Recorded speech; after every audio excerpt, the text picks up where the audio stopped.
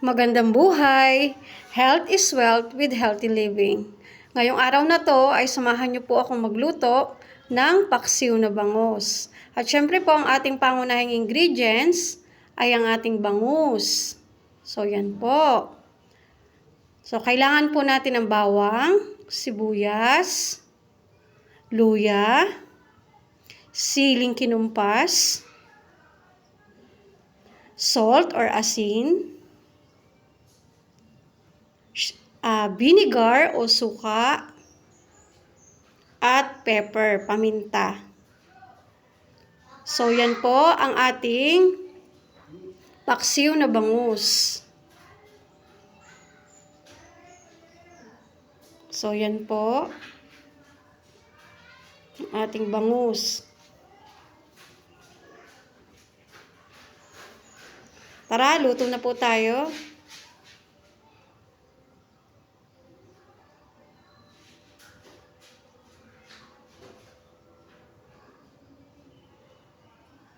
So, muli po, mag-heat po tayo ng ating kawali. Sa medium heat lang po siya.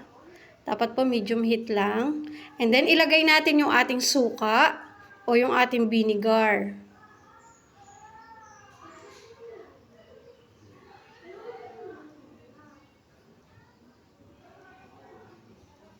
And then, add po natin yung ating bawang.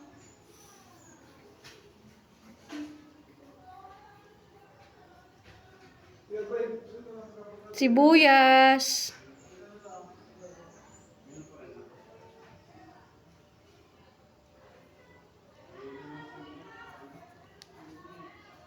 At yung ating luya. So, yan po yung magpapasarap sa ating paksiw na bangus, yung pong luya.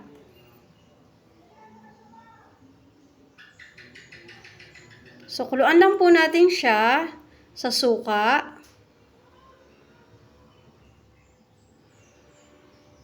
So, very healthy po ang bangus. Alam naman po natin. So, yan po. Kuluan lang po natin sa suka yung ating bawang, sibuyas at luya. And then, i-add na po natin yung ating bangus. So, yan po. So, ilagay natin ang ating bangus. Maingat lang po. Kasi mainit. So, add po natin ang bangus. So, yan.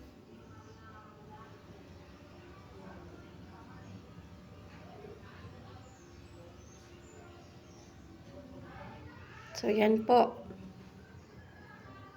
So, hayaan lang po natin siya na makuluan yung ating bangus. So, yan po.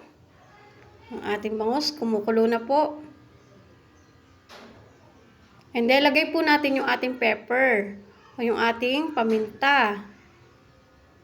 Para po mas lalong maging masarap yung ating paksiw na bangus. So, wag lang po natin masyadong damihan yung pepper kasi yung luya po medyo maanghang na.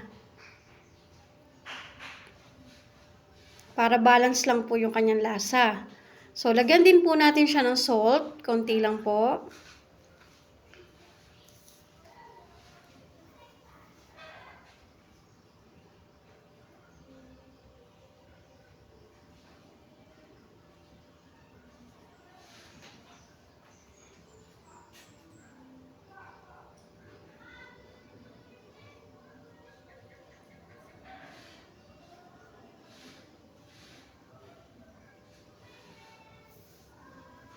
So, yan. Hayaan lang po natin siya na makuluan sa suka. So, yan po yung magpapasarap sa ating paksiw na bangus.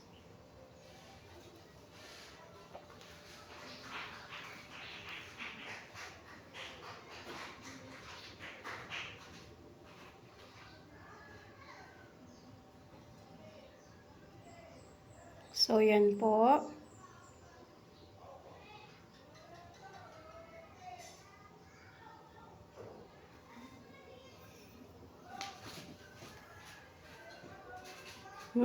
Ang bango-bango ng amoy.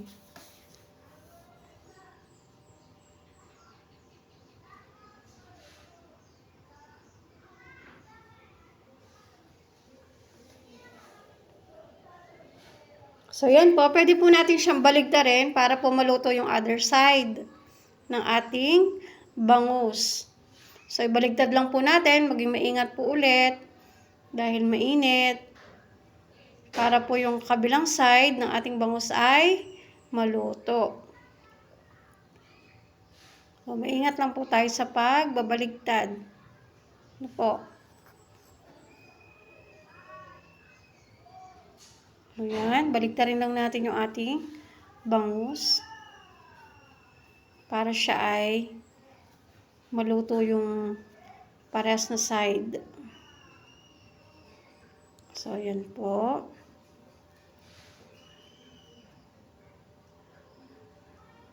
Basta mag-ingat lang po tayo dahil mainit. So, ayan po. So, yan. Nabaligtad na natin siyang lahat. So, hintayin lang ulit natin siya, makuluan ulit, para maluto po siya.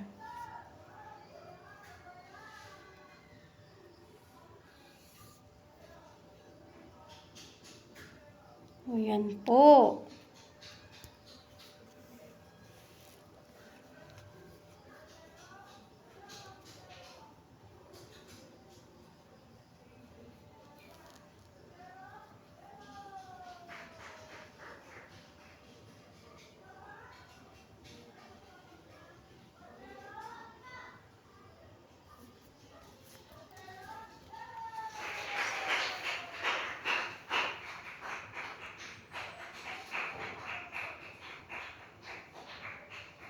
So, yung paksiw na bangus, pwede nyo rin po yan ng ampalaya.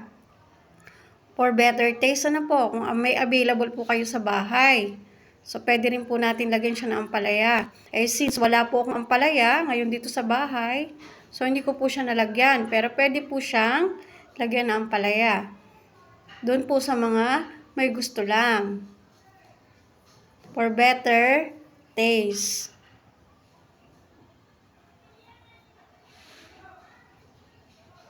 Pero okay din naman po kapag wala siyang ampalaya. Swak na swak din at sobrang sarap. So, yan po. Malapit na siyang maluto.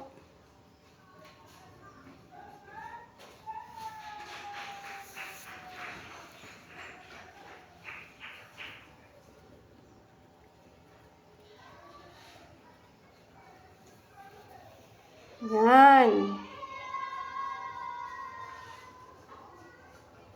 So, hayaan lang po natin siyang makuluan ng suka.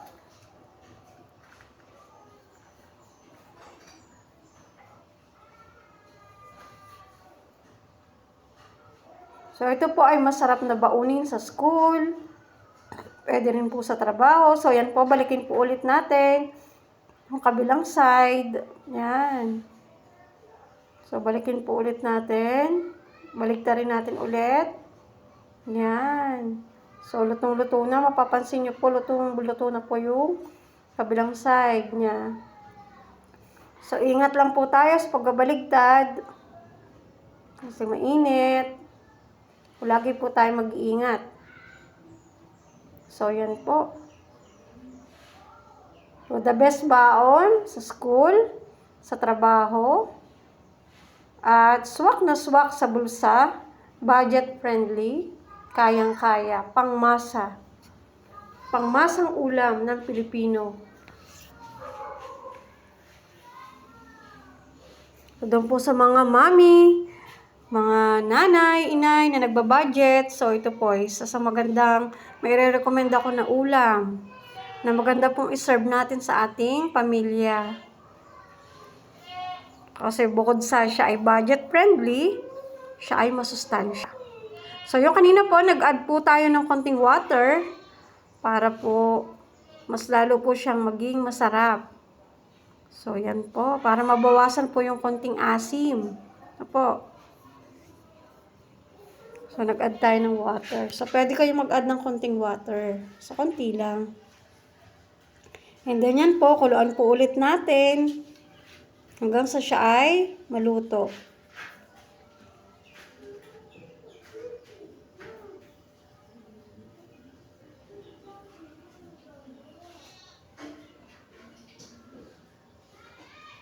Yan, taste po natin. Tikman natin kung okay na po yung lasa niya.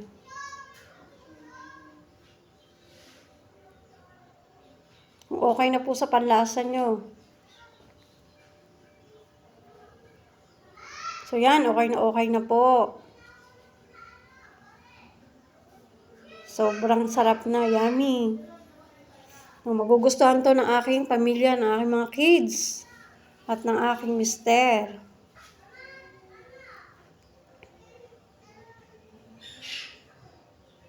So yan, lagi po natin turuan ng mga bata na kumain ng mga isda. Kasi yan po ay masustansya.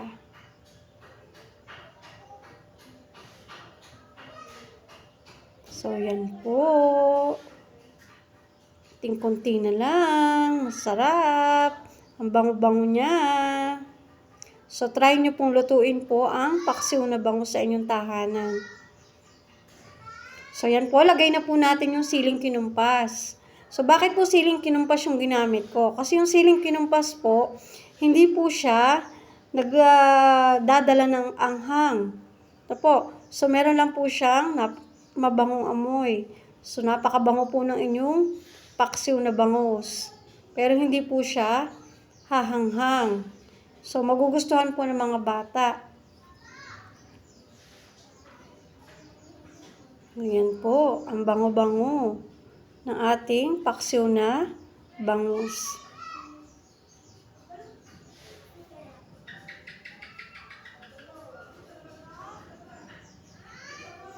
So ipatong lang natin yung siling kinumpas, huwag po natin pipisain. Ganyan lang po siya. So yan po, napakabango. Ang bango po ng ating paksiw na bangus. Nagugutom na ako.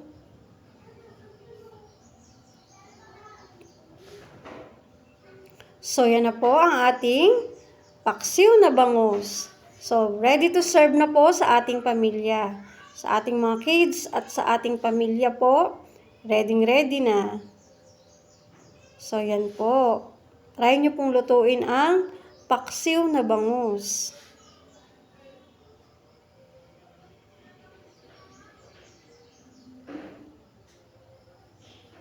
Yan.